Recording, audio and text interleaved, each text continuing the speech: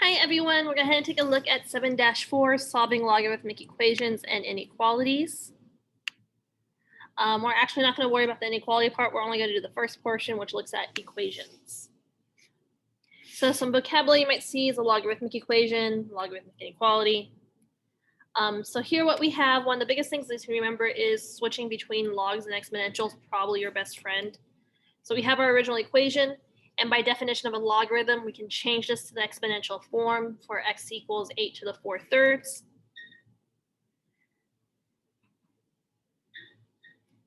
They're going a complicated route, but we can go with this. They rewrite 8 cubed is the same, 8 is the same thing as 2 cubed. So by using properties of exponents, I would multiply 3 times 4/3 to get me 4, which is 2 to the 4th, which is just 16. You do have the option, if you have a calculator that lets you do this, you can just go ahead and do that part. That is an option, but my answer would be 16. So go ahead and pause the video to give this one a try. All right, so looking at this, the first thing I would do is rewrite it in exponential form to get 27 to the 2/3. So with this, you can rewrite 27 as 3 cubed to the 2/3. So when you multiply by 2/3, you're left with 3 squared, which is just 9.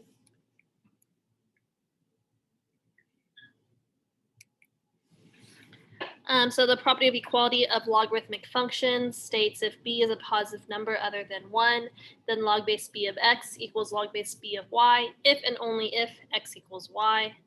So for example, log base 5 of x equals log base 5 of 8, if and only if x equals 8. So here is solving a logarithmic equation. So we have some options here. So we can go ahead and take the original, and by using the property of equality, we're going to set x squared equals negative 6x minus 8.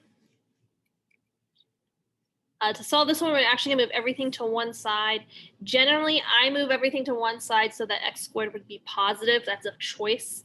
It just makes it easier when you factor. So that we have x squared plus 6x plus 8 equals 0. By factoring, I do know, because these are both plus signs, that when I factor, they will stay both plus signs. And then you just need two numbers that multiply to 8 that add up to 6, so 4 and 2 work. So by using the zero product property, we set each factor equal to 0 and solve for x. So we get negative 4 and negative 2. So now we have to go and check these values, because when you take log of, I'm just going to put b of x here, what's ever in the parentheses, I'm not going to use x, I'm going to use a, we'll use a. That means whatever's in there has to be greater than 0. That's the only rule we have. You can't take log of a negative number. So for us to check this, we need to plug in negative 4 and negative 2 and see which one works. If they both work, we have two answers. If only one of them work, we have one answer. If none of them work, we have no solution. So we're going to substitute the values in, and we get log base 4 of 16 equals log base 4 of 16, which is fine. We plug in negative 2, and we find that they both work. That is not always going to be the case. Sometimes it's only one, sometimes it's both, and sometimes it's none. So it's a check and see.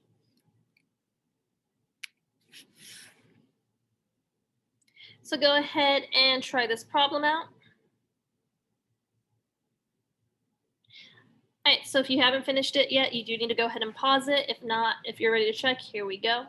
By property of equality, I'm going to set it x squared equals x plus 20. We're going to move everything to one side so that I have x squared minus x minus 20 equals 0. So when this minus is the minus sign over here on my second sign in front of my constant, that tells me that when I'm factoring, I have a plus and a minus. If it's just x squared, I know it starts with x on both of them.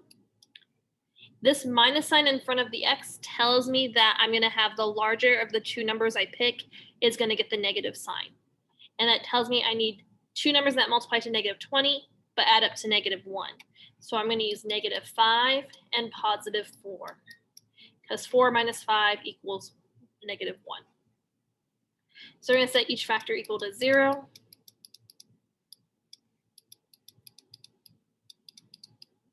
And we get x equals negative 4 and x equals 5. We should then plug these in, and we do find that they both work.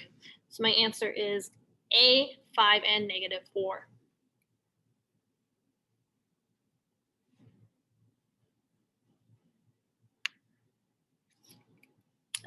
We are going to skip that, and I think actually we are done with the notes, because there's several cases here. So that is the end of 7-4. It's fairly short. I do believe I might have also posted the class examples, which might have a bit more examples to look at to help you out. But that is the end of 7-4, and I will see you next time.